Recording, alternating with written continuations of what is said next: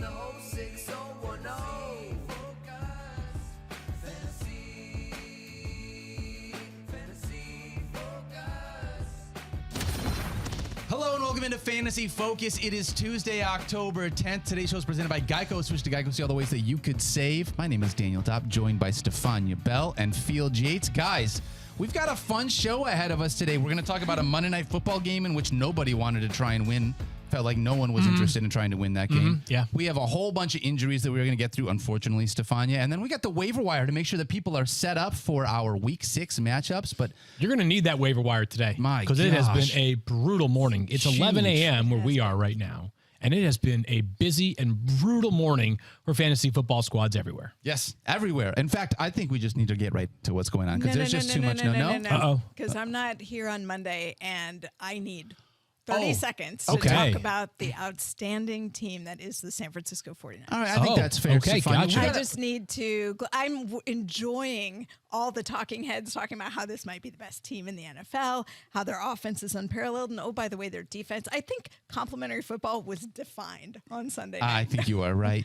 49ers have the highest point differential in the NFL, and it is obvious that defense is so dominant. Brock Purdy is looking like the second coming of Tom Brady out there right now. I want to remind people under 7 months since he had his elbow ligament repaired. I mean, it's phenomenal. And the only thing, and then we can move on, but to see Fred Warner get his flowers on national primetime football television was, this is a thing. If you know the 49ers, you know how he is. He's sort of this quiet, vocal with the team, but you don't hear about him. We don't talk about him. We talk about these defenses all over the league.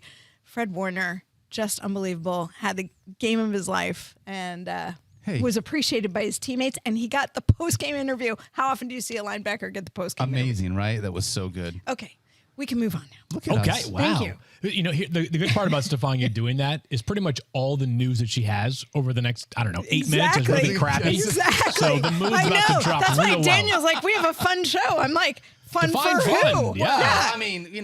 We have a fun. Anytime I get to be in a room with you guys talking about football, I it is know. always a Look fun at show. Well, that was guys. I got You're my a fun. mensch. I had my fun. That's what it is. There you go. Fun is now over. Fun's over. Time to get serious for Stephania. All right, so we're going to dive right in. I woke up this morning, found out, Stephania, that Justin Jefferson is going to head to the injured reserve with a hamstring injury. I'm getting sick and tired of these hamstring injuries. Yeah, so is the NFL. It seems like it. We're expecting mean- him to miss at least 4 weeks because of this, but what can you tell us about this injury for Justin Jefferson? I think, people saw it. You can see that he slipped on the turf. There'll be much conversation about that. He slipped while making a cut, was injured early in the fourth quarter, was limping off the field, did not come back. And on Monday, Kevin O'Connell said he was still going through evaluation and that this was to be determined. Now we know. We knew it was probably going to be a multi-week injury, as many of these hamstring injuries are. This is a guy who's never missed a game in the 3 seasons of his young career and just been outstanding. And I think the one thing I would call attention to is that just how down he was. We don't talk about this enough. They were just concerned about how upset he was. And I think when you're facing perhaps the first big injury of your career, managing the emotion around that is going to be a part of also ensuring that he gets healthy and can come back. Now, as far as a total time frame, again, there's a spectrum with these type of injuries, so we don't know. We do know with the injured reserve that you're talking about 4 weeks. I would point out the Vikings also have a bye in week 10, so they could be looking at that as like that would be 5 weeks missed, so a 6th week would be the potential return time. But there's other factors also in play. I was going to say, as if that wasn't bad enough, the fact that these 4 weeks lead into their bye week, so you are missing a minimum of 5 weeks of fantasy football action with Justin Jefferson. Yep. I want to read a tweet from Adam Schefter that I think is notable, and there are some discussions surrounding a player's injury return that go beyond just the injury being back to 100%, as we saw with Jonathan Taylor literally 5 days ago. Yep. Adam Schefter reporting this. Earlier, this was at 9:40 a.m. Eastern time. Here's the other unspoken issue that could potentially lengthen Justin Jefferson's absence. If the Vikings don't win games and stay competitive, what is Jefferson's incentive to rush back when he did not land the contract that he wanted? His absence could last longer than expected. Do you guys remember during the fantasy marathon when Shefty was talking about Justin Jefferson and he was like, my only hesitation with Jefferson going number 1 overall is if he doesn't get that extension, I wonder about the possibility of him not being available. Obviously, he did not get the extension. He was available, though. But now that dynamic is back in play here. We can't forecast exactly how that dynamic is going to unfold. All I can say is that we are hoping somehow, some way, between now and week 11, the Vikings either go 4-0, pay Justin Jefferson $1 billion, which should be good enough, right? Which should be enough, right? yeah. Or Justin Jefferson has this longing for being back on the football field that is incomparable, because it's not like if Justin Jefferson was out for the rest of this season, he would not get the richest contract for a wide receiver ever. I mean, he is already on pace to be one of the most productive players in the history of the NFL, but this is an potentially ugly and like difficult to figure out dynamic that frankly I was not wanting Shefty to tweet about this morning. Well, to pile on with what is another no more. consideration Please, there. no more. No. We're going to add to it. Do you remember the word recidivism that we used last week? Yes. Well, guess what? The highest recidivism rate comes to hamstring injuries, the risk of recurrence.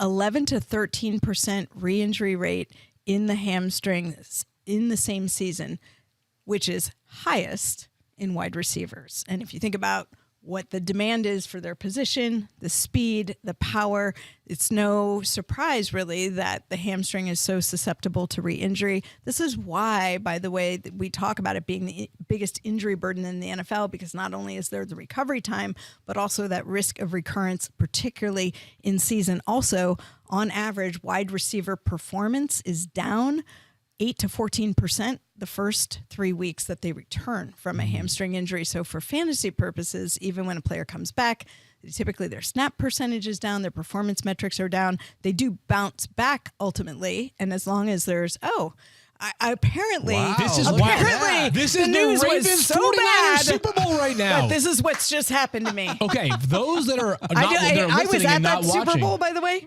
and I thought the 49ers made a comeback. But they did not win. So for those that are watching and not listening, that memory. all of the power seemingly went off in our studio, except for I think our microphones. Microphones are working, this. but you know what? It's kind of like shadow puppets. Remember finger puppets? That's Remember right. that? Honestly, you're can we get crushing it right now. Hey, we're back. All right, and we're back up and running. Okay, so we're back up and running. So Yeah. all right, so I think that the takeaway from, because I want to move on to like what it means for the Vikings in the Yes. interim right now, because the big takeaway is that it's going to be a minimum of 4 games. We don't know if it's going to be only 4 games. It's going to be a minimum of 5 weeks. You are hoping that in week 11, Jefferson is back. That's the end of it. But we now acknowledge that risk could be that he, A, does not return in week 11, or B, he returns, but this hamstring issue nags for the rest of the season. It's a brutal blow. He was the number 1 player in basically everybody's preseason rankings. He's been spectacular again this season. Worth that number 1 overall pick in fantasy. Let's talk about what it means in the meantime, though. If there is a team that is semi-equipped to handle losing a top wide receiver, it might be the Vikings. The reason why? They drafted a wide receiver in the first round, and he has been their 3rd wide receiver. That's Jordan Addison. So, KJ Osborne and Jordan Addison are now the new number 1 and 2 in this Vikings offense. Yep. Does either of them scare you like Justin Jefferson does? No, of course not. Is it still a reasonable 1-2 punch at wide receiver? It's not bad. Not bad at all, as a matter of fact. Over the first 5 weeks of the season, KJ Osborne has run the 5th most routes in the NFL, just ahead of Justin Jefferson. He was 6th. Of course, Jefferson missed half of a game or so that number would have been probably closer to 1st if not for the injury. Yep. Kirk Cousins leads the NFL in passing attempts. Just by sheer volume and talent, the opportunity for KJ Osborne and Jordan Addison, especially Addison, to be starters every single week is now wide open. Especially this week against the Chicago Bears, who have a defense that can great absolutely place be to start. taken advantage of through the airfield. 100%. It's a great place to start. So, yeah, I will have Addison as a top 25 play this week. KJ Osborne a little bit lower than that. I think Addison's the more dynamic player, of course. Yep. Osborne, though, has been solid in spot duty in the past, and he's like a dependable, like steady. He's not a bad player by any stretch. So, while the Jefferson injury news is awful, Addison has a top 20 wide receiver ceiling, and I think KJ Osborne's inside that top 30 as well, because this team's going to throw it a lot, and these two are going to be the focal point of this offense going forward. Should mean even more work for TJ Hawkinson, which, of course, at tight end is a fantastic thing because there are so few tight ends that actually catch passes. Yes, I am very okay with more work for TJ Hawkinson. I think most everyone is going to be all right with that. All right. By the way, they're bye not until week 13. Okay. So keep that in mind. Yeah. All right, we're going to move on. Wait, I'm sorry. Who's by? Minnesota's? Yeah, Minnesota. Oh, I thought you were saying earlier it was 11. My bad. Oh, no. Hold on. Let's recheck. TBD. Okay. You know what it is? I have so many injuries on the brain. Okay. That is, hold that thought on the week 10 bye for another player who's injured. The Vikings bye is in week 13. Okay. So, everybody recalibrate this and just acknowledge my brain that is injured. My Sorry, bad too, guys. as I was reiterating it. So week I 11, was not the Vikings emphatic about bye. it. There's a chance you have Justin Jefferson back in week 11, but he might not be. And if he misses week 11, that means between week 6 and week 13, you could potentially have him just for one game available. So And part of that is the ramp up He back. could be back in, hold on. He could be back in week 10. okay, sorry about This is that. week 6, week 7, Got week it. 8, week 9. That's Totally your 4 screwed it up. injured. My bad. Well, I started it. Let's be honest. Here's the bottom line, though. We want to see him ASAP. I'm not sure we'll get him ASAP. It's a We complicated also one. want to see him healthy when he comes back. And just be forewarned that he may not come back at 100% of the performance that you are expecting from Justin Jefferson. Really tough for a Vikings team that is 1-4 right now in this NFC North because they really need Justin Jefferson in order to stay in the playoff hunt in order to hopefully get there. But let's move on. All right. Let's talk about it's a house of cards. I'm Like, already we'll winning. find out a lot about this too. Like Yes, we if will. they make some trades for veterans, like if they trade away some of their defensive players in the final year of their contract, that might be a signal as well. Like, hey, we're not really interested in winning this season. We're already 1-4. If it gets worse, and again, if they're 2-7, 2-8 by the time he's eligible to come back, You know is he that's going to gonna- be highly motivated to be back on the field? That's We'll got to see. stoke the Kirk Cousins trade fires as well. Whether or not it happens, you know that at least people are going to want to talk about it. All right, Totally. let's move ahead. As if that wasn't bad enough. Yeah, we got news this morning. Devon Achane, Stephania, likely going to miss multiple weeks. Adam Schefter said he was a candidate for the IR per sources with a knee injury. So what Yes. can you tell us about this injury for Devon Achane? Really not that much right now. The Dolphins have not shared much information about the nature of it. People thought Mike McDaniel was being coy yesterday. I think he was actually being honest, which I put Mike McDaniel in the coach's tree that we talk about, like Sean McVay and Mike Tomlin, who are very transparent when they have information to share. And basically what he said is that they were testing Devon Achane's knee and they would be getting more information. If you look at additional context from Mike McDaniel, he said Achane was, quote, in and out of the game, a standard rotation. He thought he might have something, but he's such a tough kid. It was kind of tough to read, so we need to evaluate more. Meaning, and everybody saw this, Devon Achane played and obviously played beautifully this weekend. So they didn't really know that he was dealing with something for sure until after the game. And when they started to look into it, they found some things that warranted a little more evaluation. And that's why we are where we are as of Tuesday morning. Now, Adam Schefter also reported that he was getting a second opinion today that would help determine whether he ultimately is going to be placed on injured reserve or not. So it sounds like they're evaluating options in terms of treatment for whatever is bothering Devon Achane. Clearly, when you're talking about a young player, you're looking at long-term health of the knee. Clearly, when you have a player who's running back, who is putting that kind of mileage on the knee, the long-term options matter. Here with the Dolphins is where the bye week is in week 10. So if he were to go on injured reserve, then it would be 6, 7, 8, 9, and obviously Also miss week 10. 10. Okay. So that, just to clarify from my earlier. Absolutely. So as a part of this, we would expect that Raheem Mostert is going to continue to be involved here. I know Jeff Wilson Jr. Yes, is the plan is to activate him now off of injured reserve. His injuries were not particularly significant, but I think the Dolphins thought this is better to get him healthy 100%. He was listed with ribs. That's why he has not played. And again, Mike McDaniel knows all these running backs so well from his time, their time together in San Francisco, so Jeff Wilson can be plugged right in. There's almost no chance that Jeff Wilson Jr., that Raheem Mostert isn't at least a top 10 tight end or top 10 running back for this week. We're all over the map right now. Yeah, we are. I think that Raheem Mostert, with Devon Achane out, and Jeff Wilson Jr. at best coming back off of a short week of practice or whatever, his first week of practice, is, a top 10, 15 option at the running back spot. They play the Panthers, so it's that game could be over by halftime. Good so matchup they could there. be on to their 5th running back by the 3rd quarter. Yep. Like a lot of the games they have been playing so far this season. But Wilson is an important waiver wire add. Jeff Wilson Jr. is a good player. I mean, last year, remember, after they traded for Jeff Wilson Jr., he had a string where he was the RB1 in Miami, and he produced at a pretty high level. Now, that offense last year was very good, but not quite the level that it's at right now. You should be adding Jeff Wilson Jr. right away. He's available in 70% of leagues. I mean, honestly, with the way this offense is playing, nothing would surprise me with Jeff Wilson Jr. If he's playing 50% of the snaps within the next 2 or 3 weeks, that could legitimately be a top 25 running back option because the Dolphins are that freaking good. I just want to point something out. Devon Achane did not play in week 1. People might have forgotten that because he got so many yards. He did not play week 1. He had a preseason shoulder issue. They were protecting him. I think his first week when he played in week 2, he had 1 carry for 5 yards. Since then, rushing yards only.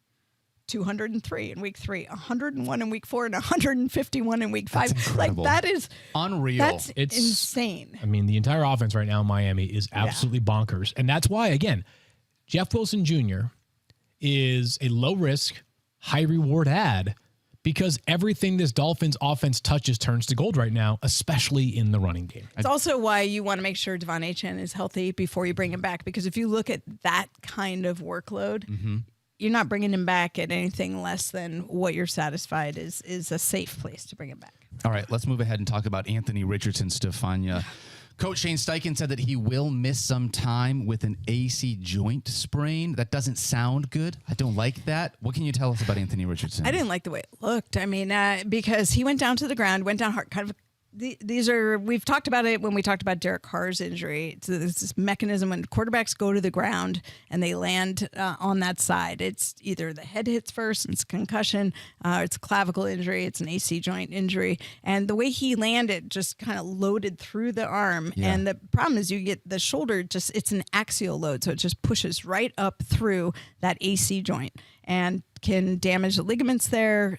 In worst cases, you can end up with a severe displacement. You can end up potentially with a fracture. I mean, there's so many scenarios that I think when we don't have the details, makes it very hard to project. There's a wide spectrum of grades of injuries, but when you are talking about the throwing shoulder for a quarterback and you have something that is considered quote unquote significant, then there's discussions about how do you manage it? Do you manage it conservatively and just allow them to rest, maybe support it in a sling, wait until the pain and inflammation settle down, and then try and get them to start moving, get back to throwing? Is it a surgical situation? If you're wondering why that's potentially an option, the MRI, this is one where the MRI is really key. We often talk about MRIs being confirmatory and, there's not much that's there. But in this case, you're really looking at all the soft tissues around the AC joint, seeing what the extent of damage is, and deciding, is this something you can manage conservatively or not? So I think, again, we're in a waiting pattern to find out just how complicated this shoulder injury is for Anthony Richardson, but I would expect him to miss extended time beyond this week based on preliminary information. And if he misses time, Field, obviously this week we're going to have a revenge game for Gardner Minshew going back to the Jaguars, which means I am not downgrading really any of the pass catchers. I think we've talked about this before. Everyone kind of stays where they're at. Yeah, the pass catchers might actually get a bit of an upgrade. Yeah. And it's been a very saturated tree of targets for Gardner Minshew when he has played this year, which has been in 3 games, by the way. A ton of Michael Pittman Jr. and a ton of Josh Downs. So 2 guys you should know about. You should know about Josh Downs on waivers this week. Of course, Pittman has been a pretty solid player so far this season. A bummer on Anthony Richardson. Hopefully we see him back at some points in the next 4 to 6, 7, 8 weeks. But as Stephania was sort of alluding to, with both Devon Achane and Anthony Richardson, you got a young player. It's really not in your best interest to rush him back for any reason. By the way, though, I will say this. If I've learned anything as an observer about these AC joint sprains in recent weeks, is that timeline's very fluid. A lot of reporting about Derek Carr going to miss multiple weeks, and then he was back on the field literally 7 days later. Right. And that's why, I think, when you've seen this acutely, they're so painful when they happen. And if you saw Anthony Richardson walking off, he had his arm down by his side. If you saw Derek Carr going off, he was in so much pain when it happened. You really can't judge the severity of the injury from a distance without understanding all of the things that are potentially being evaluated and what the actual physical limitations are. So again, we wait on Anthony Richardson, but I will say this, Gardner Minshew, Going to the Jag. Yeah, Yeah, I revenge love game, baby. that. I Let's love go. the revenge narrative there. I'm all in on that. All right. And we'll talk about a very important waiver ad at the quarterback position in just a little bit here on the show. Let's move ahead and talk about, unfortunately, we got Excuse more. me, let me turn my pages I know, because I more, have geez. so many. We got so many more, my unfortunately. James Conner, Stephania, also now expected to miss multiple weeks because of a knee injury that he suffered in the Sunday game against the Bengals. What is it that you can tell us here about James Conner's injury? We know he left the game in the second quarter and didn't return, so automatically you start to worry. We know that Jonathan Gannon said on Monday he could miss, I believe his quote was, a little bit of time. Yep. And now this morning, our Adam Schefter reporting that he's going to miss multiple weeks. So a little bit of time turns into something longer, and that's all we have right now. Yeah, Field, this team added Tony Jones Jr. off of waivers. Yeah. They also have, and I can never get his name Amari correctly. DiMarcado. And so at this point, like, are you looking at either one of those guys from a waiver wire perspective, or would you go a different direction? Yeah, I would here? be adding DiMarcado off of waivers. Jones, I would not expect to play Not a prominent role right away. But with DiMarcado, I describe this as kind of like Matt Breida yesterday. Okay. Right? It's a player that might crack the top 30 during bye weeks. He played fine this past week, 10 rushes, 45 yards, and a touchdown, but I am not expecting a massive fantasy output for DiMarcado this weekend going forward until James Conner returns. Conner has been so good this year. What a bummer to see him, unfortunately, on the shelf once again. Only 2 teams on bye this week, so hopefully you don't have to dip too Steelers and deep into Packers. that running back. I wanted to make one quick note before I forget it, and I told myself I would say this once Justin Jefferson was brought up earlier in the show. One of the things that people are always asking us about is, hey, everybody's reported that Justin Jefferson's going to IR. Why can't I put him on the IR slots yet? Just a reminder, until the move is made official by the Vikings, we can't make it official on the ESPN app. So if you're looking to potentially put Justin Jefferson on IR today and then fill his slot on waivers overnight, if the Vikings don't do it, you're going to have to find a different player. There are many reasons to describe why this is the case. I used the Derek Carr example just moments ago. If we had listed Derek Carr as out when the initial report from someone came out that he's going to miss 2 to 3 weeks or something, we would have been wrong literally within days. So you have to find a way to draw the line somewhere. That is how ESPN and RotoWire draw the line. So just wait until the player is actually placed on IR before you start belly aching about why you can't put him on IR. Oh, wait, so we don't just like willy-nilly make our own injury designations We do here not at do that ESPN? here at Oh, we ESPN. follow what the actual NFL does. Okay, We got well, more. Let's keep it rolling. Let's talk Jeez. about this, unfortunately. Travis Kelce, Stephania, had an ankle injury. We all saw it. The entire world seemingly saw it. There was fear. Everyone used the word dreaded high ankle sprain. Is it just a regular ankle sprain? Is it a high ankle sprain? What kind of an ankle sprain is it for Travis Kelce? Yeah, I mean, Do we even know? I'm just trying to keep myself measured in my response Well, to it's like just that the everyone initial is a response. doctor immediately now. You know what I mean? Yes, I mean Travis Kelce's season over. No, Travis Kelce went into the locker room, was evaluated, got his ankle heavily taped, and returned to the game. And oh, by the way, scored a touchdown Yes, he afterward. did. Later reported that he had a right lateral ankle sprain. We talk about lateral ankle sprains. These are what we all call the basketball sprains, when you roll your ankle and you injure ligaments on the outside of your ankle. And again, just like everything, spectrum of injury. Now, I will say that during the course of a game, there's adrenaline. There's like Kelce was clearly lobbying hard to get back into the game. But after the game, sometimes you feel a whole lot worse than you did. Yeah, like that you're able to adrenaline get wears through off. it. The adrenaline wears off. Things swell up a little bit. So, again, we have to wait. Now, they do have a Thursday night game. Short So this week. makes it more interesting because it's a short week.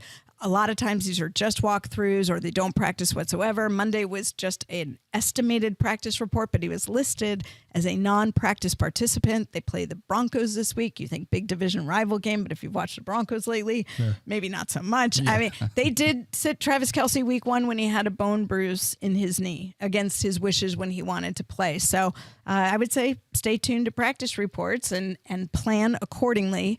The fact that he played through is a good sign, but we still need to be mindful that it's a long season. The Chiefs don't plan on it ending at week 17 or 18. Yep. That's Be true. a couple of days ahead on the injury report for Travis Kelce. If we learned one thing from week 1, it's that when Travis Kelce is out, it does not automatically mean that somebody, whether it's a Chiefs tight end or a Chiefs pass catcher in general is going to all of a sudden become a must start at their position. So tread lightly if Kelce is out when saying that I must start a Chief, whether it's a Noah Gray, whether it's a Sky Moore, Kadarius Toney, the list goes on and on and on. Stephania, we got a couple of Bears running backs that are banged up. Are we going to see either Khalil Herbert or Rashawn Johnson here in week 6? Yeah, I'm not feeling good about Khalil Herbert. And if you saw his ankle injury, he got twisted. It was a very awkward position, just really uncomfortable to watch. Went out, was jogging on the side, tried to come back in. If you saw, it was like one play and he essentially took himself to the ground. I mean, it was very clear that his ankle was problematic. And I think that my expectation would be we're not going to see Khalil Herbert for a bit of time. And I would make other plans. Rashawn Johnson dealing with a concussion, potential to be cleared for this week's game. So stay tuned. Remember when Matthew used to not have any idea what the Undertaker gif was? Yeah.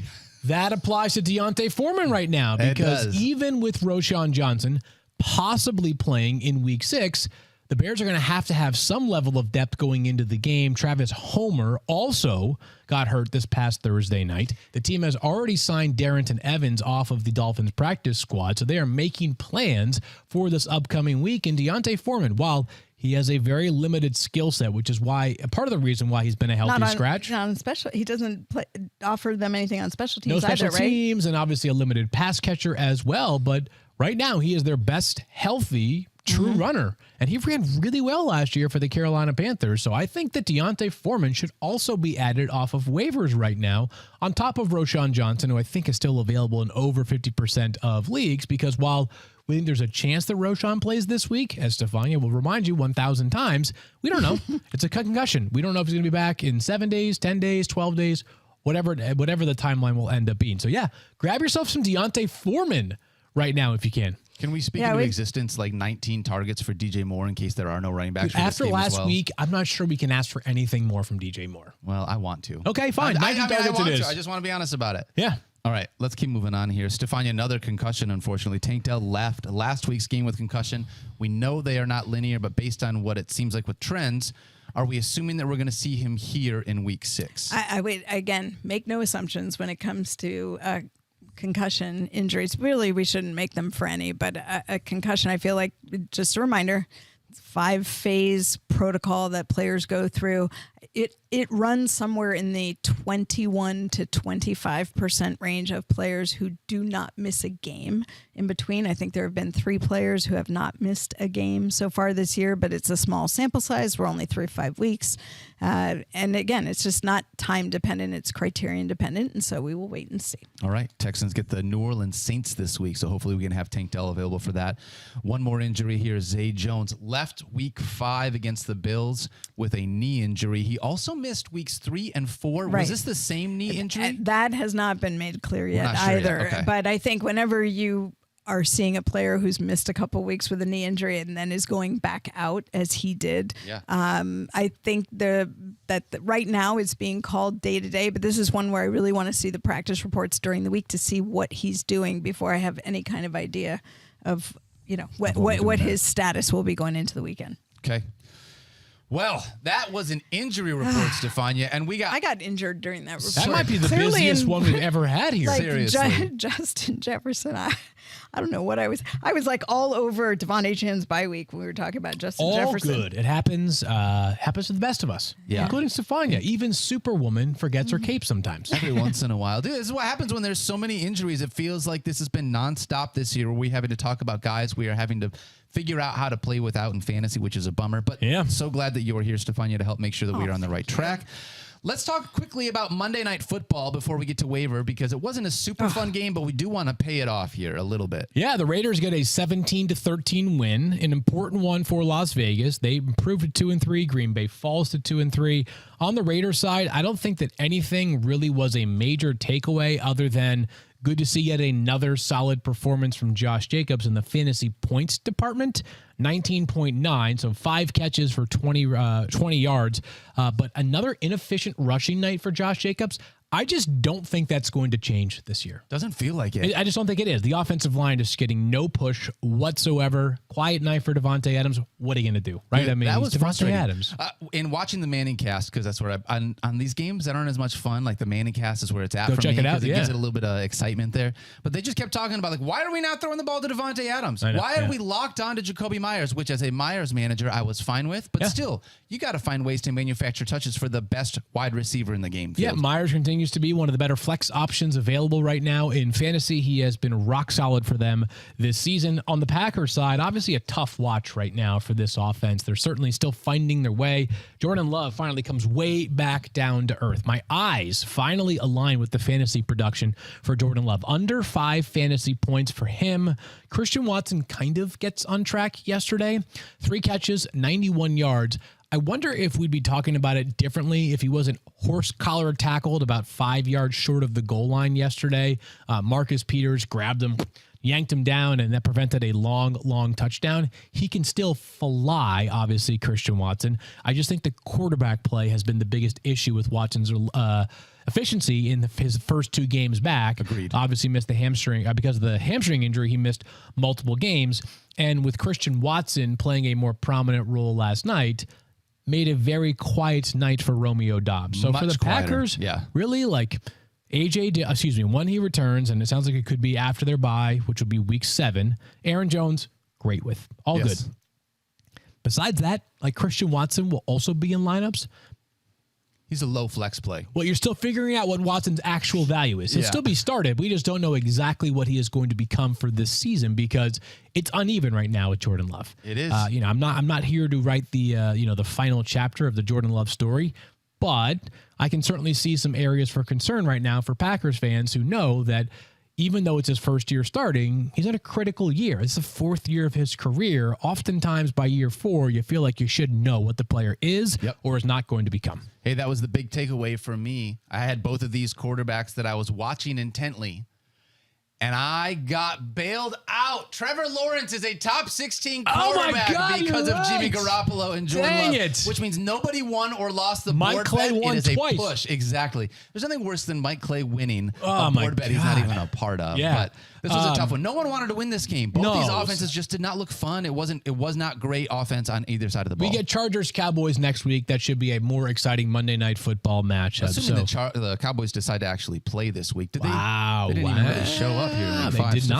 Stephania. against Stephania's 49ers, who just do that to them, do that to their opponents all the time now this year. Is it bad? I don't want to pile on. Nah, you can go. We you go just ahead. we spoke with our play on the field. Yeah, that's Wow. right. To leave it at that. Hey, you know who else has been speaking with their play on the field? Let's talk some waiver wire here Heyo. a little bit because Matthew Stafford. If you want to talk about getting a streamer potentially at you quarterback, still love him like he's I a love lion. Matthew Stafford. I Of know. course, I He's will the always love cutest. him like a lion. You It sent really me is. what was it, a week ago? Yeah. You sent me the play Where against he's the mic'd up. Cleveland Browns, where he is mic'd up. He basically had a separated. He got destroyed Yeah. on a pass. Ended up coming back in, throwing a game-winning touchdown. Unbelievable moment. And he's that running out going, in "It's out, Detroit. it's you can out." feel it. And afterwards, guys are coming up to like pat him on the shoulder, and he's like, "Oh no, Don't do it. that." Touch me. It absolutely solidified that Matthew Stafford is one of the Iron Men at the position in the NFL for me. Not just as a Lions fan. This is a guy that I love to be able to watch play quarterback. Field. Now he gets Cooper Kupp back to go with Puka Nacua. Had already looked fantastic. Oh, and by the way, they proof that the two They can can both coexist. coexist there. If you certainly need a can. streamer, Yep. this is a guy that is throwing the ball enough. You could absolutely look at him here in week 6. They play the Cardinals as well, as we saw with Joe Burrow last week. What do you need to get yourself on track?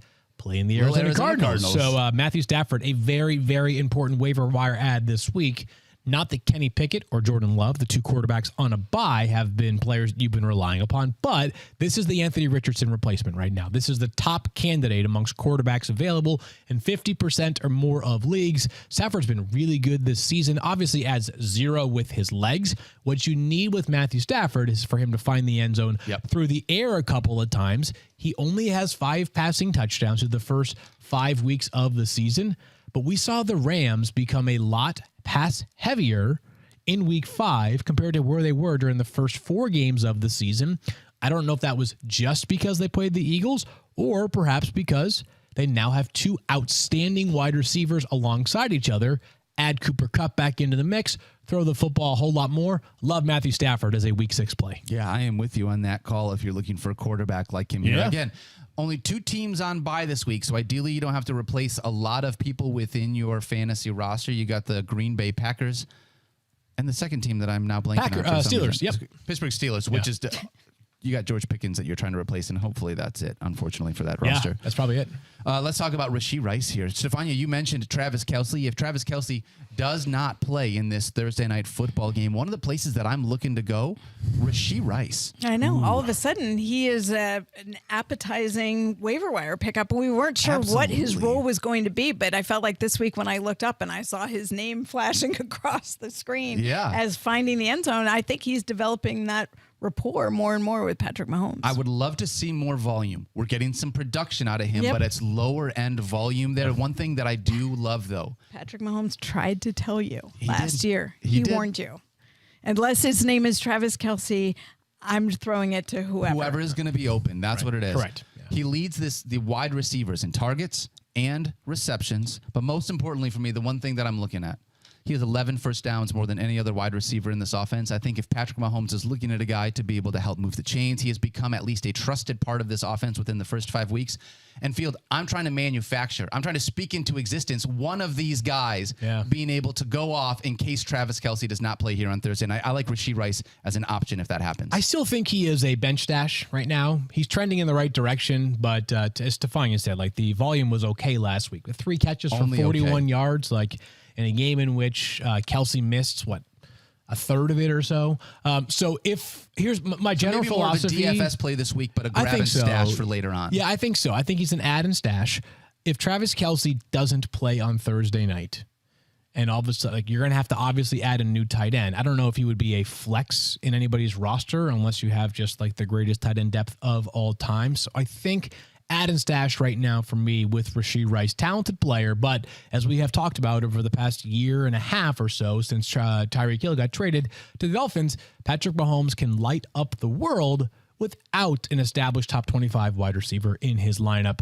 Mahomes, and we'll talk about this more on Thursday. Yes, we will. Sneaky, slow start for Patrick Mahomes so far this season. Thursday night would be an ideal time to get things on track. Yeah, fix me game there. Hey, what about KJ Osborne? We kind of talked about this earlier with the Justin Jefferson injury. Seems like an obvious must-add on waivers this week. Yeah, if we were prioritizing these receivers, clearly Osborne in my book ahead of Rashee Rice. He's already run the 5th most routes in the NFL this season, and he should be a busier player without Justin Jefferson. I think that unquestionably he should be much closer to like 75 or 80% rostered after the run of waivers tonight. Yeah, you're going to get a couple of weeks in a row of him being able at least to be usable within your fantasy 4 lineup. weeks minimum. At least 4 weeks 4 minimum. weeks minimum, yeah. What about Logan Thomas? We watched Logan Thomas last week. Looked fantastic. Over 20 fantasy points from the tight end position. Anytime you get 10 points from your tight end, you're like, that was great. I just got double-digit fantasy points. Sure. 24 Logan Thomas, looking at what they did here. Sam Howell loves Logan Thomas. He does. That's what you need to know. If you watch the game, he is looking for Logan Thomas. I feel like that, like the skew so heavily for volume for tight end is to Logan Thomas. The problem is that Logan Thomas has been injured a lot. Yes. You know, he's a tough That's part player. of Logan Thomas. I thought there were a couple scares in that last game where he was in and out. He will play an incredibly physical game, but it puts him at risk. Man. But if you're a tight end that can catch the football and you're available this week, and you then get you should, the be target added. share that he does, you absolutely, I just think, don't you think fantasy managers have been a little bit gun shy about Logan Thomas for that reason alone? Yeah, I mean, honestly, if you're a tight end that is in existence, I'm like not that gun shy about you because there are you so might few not of them. be. So, but definitely a name to know on waivers this week. I think the meat of waivers though is a couple of guys that KJ Osborne, Matthew Stafford would certainly be there, and I think Josh Downs should also be mentioned. Josh Downs been busy for the Colts, been really busy, and we talked about how with Gardner Minshew and to a degree with Anthony Richardson as well, things have been very sort of streamlined into a couple of pass catchers. Josh Downs has commanded nearly a 25% target share with Minshew under center. With Minshew in and Richardson out, you lose the element of those designed runs as well for the Indy offense. So they should skew even a bit more pass heavy than they have been so far this season. Downs a good player. Third-round pick out of North Carolina, was an awesome, awesome college player. He showed it off so far this season, had his best game of his career this past weekend. The only thing that's a bummer for me about Josh Downs is it's kind of starting to put out the fire on all the Alec Pierce that I was hoping we were going to see Yeah, this year. I think that ship has semi-sailed right now. Feels like it right now, Yep, I would unfortunately, agree. within Yep. this offense. All right, what about Tajay Spears, Field? Unfortunately, if you are a Derrick Henry manager, you probably didn't think you were going to have this kind of a split with a rookie. What is he, a fourth-round rookie? Third-round rookie. Third-round Tulane, rookie coming in, Tajay Spears. Like, this is a guy, unfortunately, though, for Derrick Henry managers, getting a lot of volume, someone that if you needed a running back with the way the running back market looks right now, at least looks like he is worth an ad on waivers this week. I think he is a worthwhile ad in stash.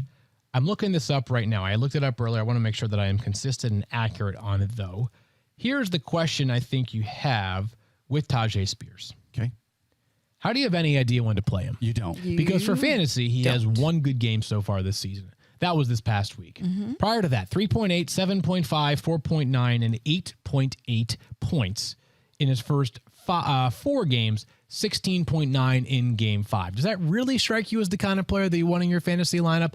Probably not. Now, is he incredibly valuable if something happens to Derrick Henry?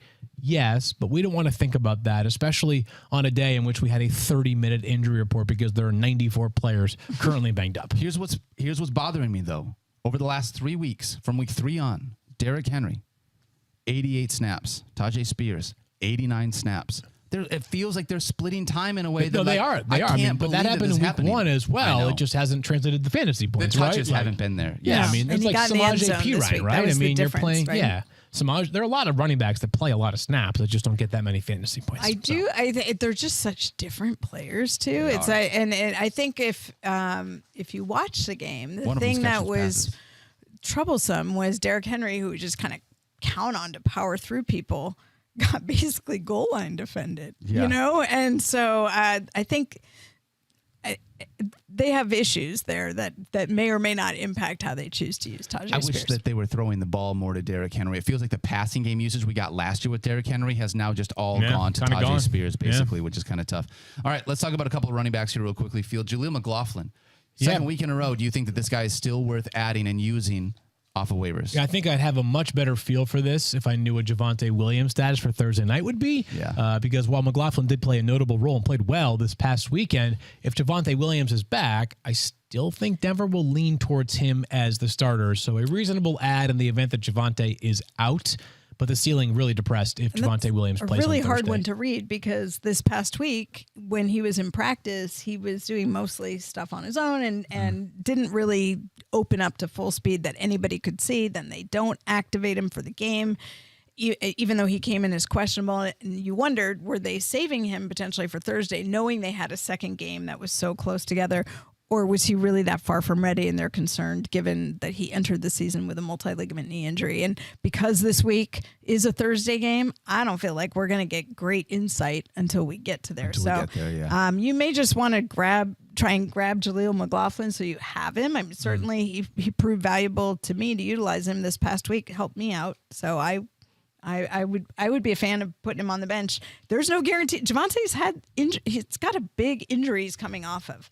This is a good guy to have around. Okay. What about Field? We talked a little earlier in the show about Amari DiMercato. Yeah. Obviously, if there's no James Conner, it seems like he would at least get some kind of a run. It's just tough in this Cardinals offense to feel like, when are you going to start a backup running back unless you are so depleted or you have a ton of bye weeks? Maybe a grab and stash in case things turn out, but not someone that you're looking to add in order to start here this week in week 6. I'd be surprised if he cracks my top 25 this week for running backs, but opportunity is certainly there for him to be a fairly busy guy. So again, moderate upside here for Amari DiMercato. A cool story of him making the Cardinals roster as an undrafted free agent out of TCU, but would not surprise me at all if they continue to add to that backfield. If Corey Clement is brought up from the practice squad, they already claimed Tony Jones off of waivers. DiMercato will have a little bit of a role. This could very easily be a committee in Arizona. All right, and at quarterbacks, we already talked about Matthew Stafford, but if there was anyone else that you wanted to add really quickly as a streamer, Sam Howell, I don't want to say the words looked good last week because if you didn't watch it, Tell then what you you were have. thrilled. Yeah. But yes, as he got you the fantasy points that you needed Absolutely. last week, as long as you didn't watch the game. Yeah. As Yeah. somebody who plugged him in for a week, I was Well sweating done, it out in yeah. the first half. That was a tough And the second one. half was much better. And yes, I unfortunately was watching. So it was best to just drop him in your lineup. So and that's then why you look know away. that Sam Howell loves Logan Thomas so much because he didn't look at Terry McLaurin or Jahan Dotson at all, it Right. seemed like, which was It's frustrating. a fairly quiet streaming week on the quarterback front because there's only There's two only two buys, teams, and those yep. two teams on a buy are not quarterbacks who are Jordan Love normally and Kenny starting. Pickett are Yep. not guys that you were starting. Yep. All right, Field, we are going to talk a little bit more a little later on in the show. We got some heating up coming up, but first, Geico asked, how would you love a chance to save some money on insurance? I would love that. Of course you would. Of course I would, Field. And when Yates. it comes to great rates on insurance, Geico can help, like with insurance for your car, truck, motorcycle, boat, and RV. Even help with homeowners or renters coverage. Plus, add an easy-to-use mobile app, available 24-hour roadside assistance, and more, and Geico is an easy choice. Switch today and see all the ways you could save. It's easy. Simply go to geico.com or contact your local agent today. All right, and now it is time for Heating Up, brought to you by Popeyes. Yum. And Field. I have a Popeyes box to my right. If I am distracted for the rest of the show, it's because of the aroma. It's off the charts, and I am now starving. I want that Popeyes box Right here, yeah. Okay, so I'd we like can- to we can open arrange it up that. very Sure, quickly. let's do it, yeah. I'll tell you what, I'm Field, it's hungry. not just this Popeyes that is super hot right now. Travis Etienne looks fantastic after crushing it last week against the Buffalo Bills in London, nonetheless. Travis Etienne, absolutely our Popeyes heating up player right now. He is doing everything that you want out of a starting running back right now. He's playing a ton of snaps. He's getting involved in the passing game. He's finding the end zone as well. And while this passing game has been a bit up and down at times, Travis Etienne has not been. He has been red hot for the past couple of weeks, and no reason to believe that Travis Etienne will not continue to do that for the Jaguars against the Colts this weekend. So love me some Travis Etienne, a top 8 running back play going into week 6. I think there was a lot of conversation, too, about Tank Bigsby potentially coming in, and there was Yeah. a lot of pre-draft talk about what he Sure. could be. That has not materialized, and this is absolutely Travis Etienne's backfield, Stephania. I just want to point out that Travis Etienne posted on Twitter that he played against himself in fantasy football is with like so a crying fantastic. emoji. So great. It's I know. so good. So good. So good. We love you, Travis, for, giving the shout out. Absolutely. fantasy For a little bit football. of fantasy football love there. That's what it is all about. When I look at Travis Etienne here, set it and forget it, running back, basically moving forward the rest of the season, I really like seeing some of the passing game usage that he got, especially last week. 4 for 48, receptions yeah. for 48. I want to see more of that from Travis Etienne. That's one of those things that can help unlock him even more for us as fantasy managers. All right, we're going to do a show league update in a moment. But Hey, baby, let's first, go. guys, whatever you're looking forward to this season, there's one thing that pairs well with every great moment. It's an ice-cold Miller Lite. At just 96 calories a can, Miller Lite is the only light beer you will want to celebrate with all season long. So whether you're at the stadium playing fantasy football or watching the game at home or at the bar, Miller Lite is here to make your football season taste like Miller time. It's Miller time all season long from kickoff till the clock runs out. You can't go wrong with a Miller Lite in your hand. It's the only light beer that has a taste worthy of our national obsession, because what's the point of having a beer if it doesn't taste like beer, Field? Great Yeah. question. Well, it's light on calories, not on taste. It's got only 96 calories and 3.2 carbs per 12-ounce serving with a smooth taste and a crisp, clean finish. You can get the taste that you crave without the calories. Check them out. Miller Lite. All right, guys, let's talk about a show league update Let's here. do Do it, we have- Daniel. Close this one out. Do we yes, have we to? have to. Stefan. Listen. Oh, gosh. Yeah. I mean, when can you score almost 140 points and still, And still lose. I don't know, Matthew. When can you do that? Well, Stephania, you get a victory points win at least. Yeah. Did I? Yeah, you did. Well, that part is fantastic. Field, Fair. you came into this Monday Night Football game, I think, against Undefeated. Eric Moody, and you needed Aaron Jones. How did that work out for you? Well, not well when he decided decided not when he to was play. inactive. So I Yeah. had to rely on Patrick Taylor, his backup running back, and or his backup running back. And yeah. I was hoping for a miracle there. My team met its match in the form of Eric Moody and in the form of Austin Eckler, Aaron Jones, Chris Godwin, and DK Metcalf, all being either on a bye or unavailable. So the run is over. No longer 8-0. No more perfect streak. Yeah, that's so I also terrible. didn't have the Cowboys defense available this week Yeah, because I this is couldn't what play we call them. creating parity in our league. Look at you, though. I mean, you were You're starting still 8-2. Patrick Like who's it? Patrick Taylor plus Josh Downs plus Matt Breida plus Zach Ertz. I mean, that's pretty deep that you're going right there, Field, and you were still in it. Yeah. Yeah, that. it's tough. I also made the absolutely unforgivable mistake of benching Dallas Goedert. Well, I mean, who knew that this was going to be the week, the breakout of week course, that yeah. we've been waiting for? I have Dallas Yikes. Goedert in a But couple of fantasy- leagues, and I was like, finally. Yeah. It's a game of coulda, woulda, shoulda. Yeah. But, I want to make sure that the league stays competitively balanced. Well, you did your part. So we feel good about the squad going forward. We'll have to make do without Aaron Jones again this week. But with Austin Eckler and Raheem Mostert, well, at least we think Austin Eckler back this week, plus Raheem Mostert, we're going to find our way. Stephania, your team, unfortunately, Yeah, this week. I'm bitter. It was tough. 139.52. Yes, we played at the second decimal point. Yeah. That's how many Yes. points I had. Metalcore, 192.92. That's a drubbing That's right there. Way to stupid. go, Wow. JB. You got DJ You know Moore. what? I'd love to give you. I'd love to give credit, but let's be honest. DJ Moore, Yep. George Kittle, George who Kittle. has like three, maybe I don't even know. He doesn't have 1, 2, 3, as he said, because 3 touchdowns. But On 3 catches. He's not going to have that level of production. We know that it's up and down with him. So that was And Tyreek Hill as well, insane. though. And Jalen Hurts. Wow, JB's That's got a himself great a squad squad. right I know. there, yeah. So I felt like Tyreek Hill, DJ Moore, and George Kittle together. Like I expect Jalen Hurts to get his points, but the Yeah. 3 of those guys together having That was just such that's a tough phenomenal one. days. There was no way. And I had Adam Thielen, who Adam Crushing Thielen it. might have been my high score. I mean, He's that's been not awesome what I would. this He, season. he, He's been has unbelievable. but I would not have projected him to be the guy who I've is got the him high as score. wide receiver 10 for week 6. He is- Adam Thielen. It's Are you crazy. serious? Yes. I mean, I how guess could you who not else? with all that? Who else? I know, and the The volume. volume is The out of volume, control. They're he's proved constantly to be the playing from outlet. behind. I mean, it's just ridiculous how productive he is. Meanwhile, I think. I had Cortland Sutton 2.3. Yikes. Yeah, I don't want to look at my roster either. We can throw it up there. I took on the Trophy Smack crew, and both of us had a down week here this week. I had Oh, 93.9. They had 97.08. Why am I not playing one of you this Yeah, week? you wish that you were, I'll That's tell you it what. should have happened. So what undid you? Oh, Jordan Love undid him, plus Ramondre. Yep. Tutu Atwell coming back down to earth, obviously. He was 8-0 previously. I'm sorry, 8-1. No, sorry, 7-1 previously. 7-1 previously. And I had a tough one. I had Justin Herbert on bye, so I rolled with the quarterback you told me to start this week, Field, and Joshua Dobbs. Got Yeah, me well, Is I that had already a- taken Zach Wilson Blaming? from you, Yeah. so don't worry. Yeah.